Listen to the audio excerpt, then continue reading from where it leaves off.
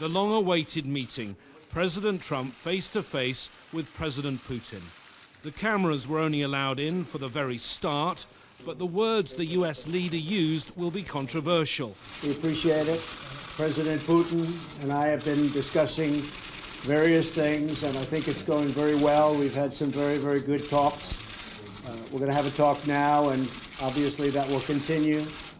But we look forward to a lot of very positive things happening for Russia, for the United States, and for everybody concerned. And it's an honor to be with you. Thank you. Thank you. Thank you, sir. Many will ask if it's an honor to meet the man who US intelligence agencies say tried to subvert democracy by hacking the US election campaign. Trump clearly heard shouted questions about that, but he did not respond. Putin looked serious, Trump perhaps more upbeat, at the beginning of a meeting that lasted 2¼ hours. Afterwards, both sides briefed reporters. Both said the issue was raised. President Trump said that he had heard President Putin's clear statements that this isn't true and Russia didn't interfere in these elections, and that he accepts these statements.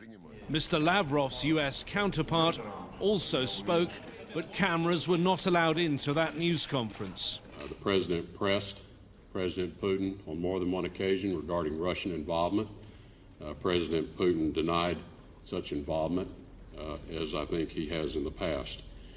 The two leaders agreed, though, that this is a substantial hindrance in the ability of us to move the Russian-U.S. relationship forward, and agreed to exchange further work regarding commitments of non-interference in the affairs of the United States and our democratic process, as well as those of other countries.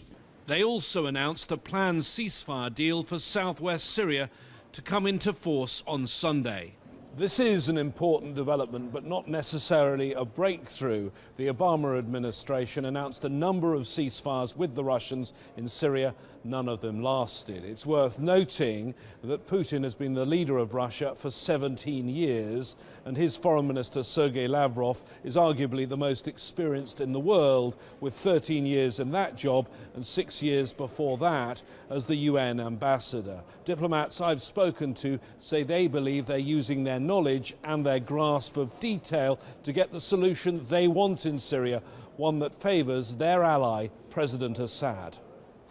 The meeting with Putin may have been President Trump's most important so far, but he faces many other challenges here, in particular the threat from North Korea, where he believes China's President Xi can apply much more pressure.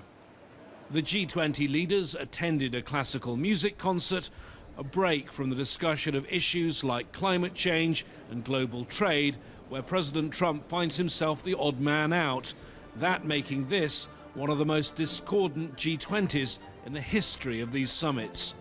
James Bays, Al Jazeera, Hamburg.